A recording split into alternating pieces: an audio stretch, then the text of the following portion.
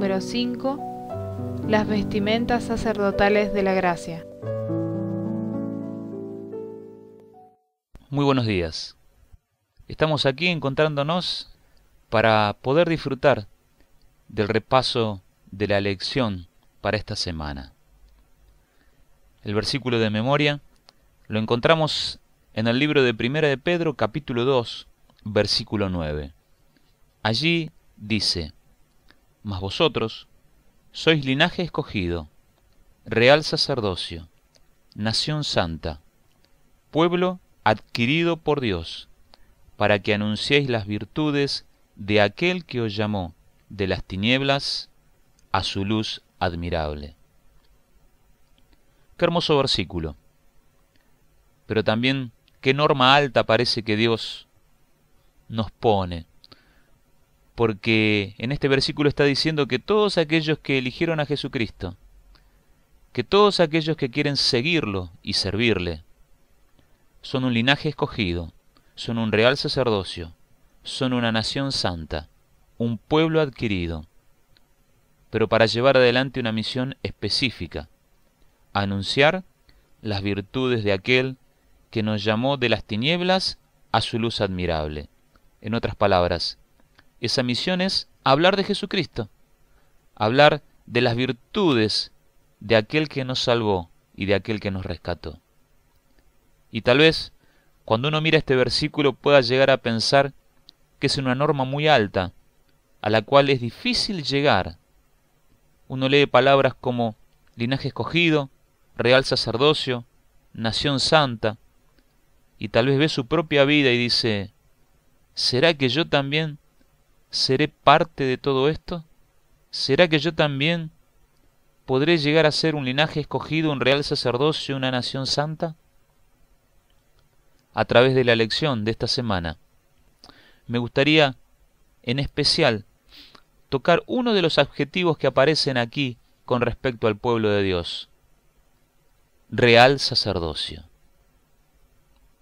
Y tal vez a través de el real sacerdocio entender y comprender primero lo que Dios quiere hacer en nuestra vida, pero también entender y comprender lo que Dios quiere y desea hacer a través de nuestra vida.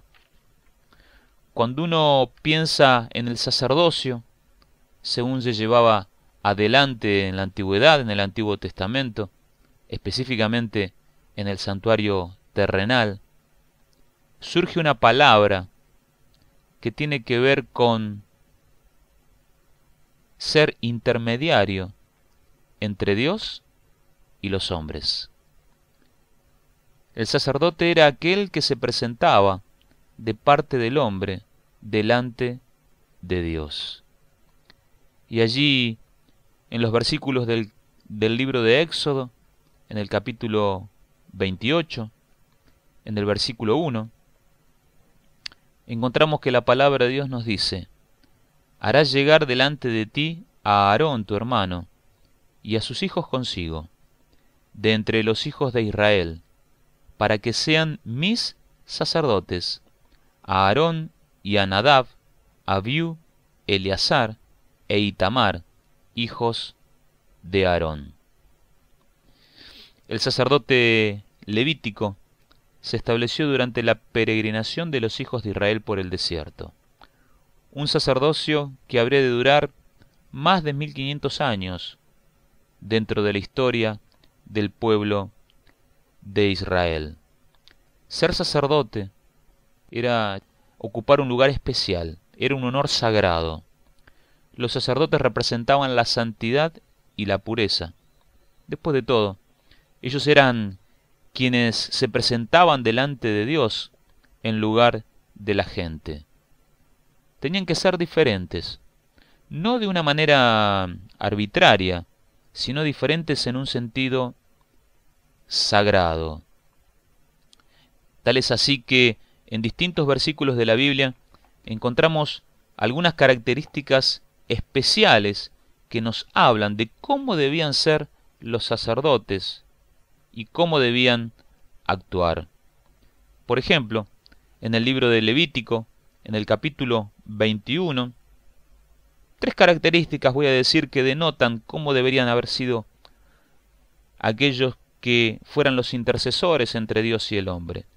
Capítulo 21 de Levítico, versículo 8, dice: los tendrás por santos, porque ofrecen el pan de tu Dios, porque yo, el Señor, que los santifico, soy santo.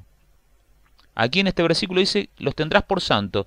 Santo quiere decir apartado, y en especial apartado para uso sagrado. En el versículo 10 del mismo capítulo, la palabra de Dios dice: el sumo sacerdote, que entre sus hermanos fue ungido con el aceite vertido sobre su cabeza, y fue consagrado para vestir la ropa sagrada, no irá despeinado, ni rasgará su vestido.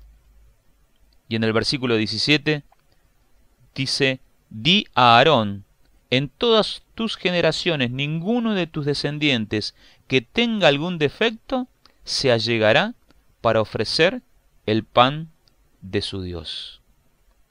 El sacerdocio debía ser algo diferente, sagrado, especial, porque en realidad los sacerdotes eran símbolos de Jesús y su obra debía simbolizar en sombras y en tipos lo que Jesús haría en nuestro favor.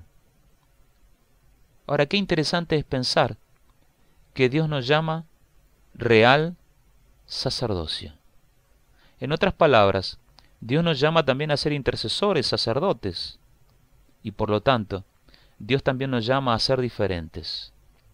Dios nos llama a ser puros, a ser santos. Pero no olvidemos que cuando Dios nos llama, también nos capacita para poder llevar adelante esa tarea. Y cuando uno recuerda la obra del sacerdote en la antigüedad, no puede dejar de pensar en la vestimenta. En el libro de Éxodo, en el capítulo 28, en el versículo 4, dice: las vestiduras que harán son estas: el pectoral, el efod, el manto, la túnica bordada, la mitra y el cinturón. Hagan pues las vestiduras sagradas para Aarón, tu hermano, y para sus hijos, para que sean mis sacerdotes. Cuando uno estudia el santuario en profundidad, se da cuenta que nada fue librado al azar, ni siquiera la ropa. Cada ropa que utilizaba el sacerdote o el sumo sacerdote tenía un significado en especial, a tal punto que no hacían ni más ni menos que representar la perfección, la santidad, la belleza y la dignidad del gran antitipo, Jesús, nuestro sumo sacerdote. Todo estaba anticipado por los ritos del santuario y las ropas de los sacerdotes, llenos de símbolos, representaban ni más ni menos el carácter y la obra de Jesús en nuestro favor. Y por ejemplo, nada más, en el libro de Éxodo capítulo 28, versículos 9 al 12, nos encontramos con la descripción de dos piedras especiales. Allí dice, versículo 9: tomarás 2 piedras de ónice y grabarás en ellas los nombres de los hijos de Israel, 6 nombres en una piedra y 6 en la otra, en orden de nacimiento. Obra de grabador en piedra, a modo de grabadura de sello, harás grabar las 2 piedras con los nombres de los hijos de Israel. Las rodearás con engastes de oro, y pondrás estas 2 piedras sobre las hombreras del efod, piedras de memoria a los hijos de Israel, y Aarón llevará los nombres de ellos hasta el Señor en sus 2 hombreras por memorial. Qué interesante, las piedras con los nombres del pueblo de Israel sobre los hombros del sumo sacerdote. Y la palabra de Dios nos dice que lleva nuestros pecados sobre sus hombros. Qué hermoso es saber que el sacerdote, que el sumo sacerdote, en otras palabras, dirigiéndonos hacia la figura de Jesucristo, lleva sobre sus hombros nuestras cargas. Otro elemento especial de la vestimenta sacerdotal era el pectoral, que era una plancha donde se encontraban 12 piedras especiales que representaban a las tribus de Israel. Y en el mismo libro de Éxodo, en el capítulo 28, versículos 28 y 29, dice: y juntarás el pectoral a los anillos del efod con un cordón azul para que esté sobre el cinto del efod y el pectoral no se separe del efod. Aarón llevará sobre su corazón los nombres de los hijos de Israel en el pectoral del juicio, cuando entre en el santuario, para memoria ante el Señor. Qué interesante. No solamente los nombres sobre los hombros, simbolizando que el sacerdote lleva las cargas del pueblo delante del Señor, sino también los nombres sobre el corazón. Qué lindo saber que Dios no se olvidó de sus hijos.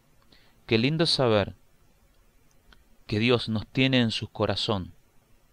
Y cuando la Biblia habla de corazón no solamente habla del músculo, sino también de el corazón como el asiento de no solamente los sentimientos, sino también de los pensamientos. Y qué interesante es saber que cada piedra era distinta y diferente. Cada tribu era representada por una joya diferente, cualidades diferentes, lo que simboliza lo distintiva que era una de otra, y lo que nos hace pensar que a pesar de que somos distintos, de culturas diferentes, hasta podríamos llegar a decir niveles sociales diferentes, educación distinta, barrios distintos, Dios nos lleva en su corazón a todos, porque nos ama, porque nos quiere, porque no se olvidó de nosotros y porque quiere lo mejor para nuestras vidas. Pero vuelvo al pensamiento del principio. Cuando uno describe a un sacerdote como intercesor entre Dios y los hombres, con todos estos atributos y lo que significan sus vestiduras, tal vez muchos de nosotros podamos llegar a pensar que nunca llegaremos a esa norma de ser reales sacerdotes, linaje escogido. Pero es interesante que en el capítulo 28 de Éxodo, Aarón es llamado a ser sacerdote, pero en el capítulo 32, en el versículo 1, después de que Moisés recibe las tablas de los 10 mandamientos, el sacerdote, el sumo sacerdote, lleva al pueblo a apartarse de Dios.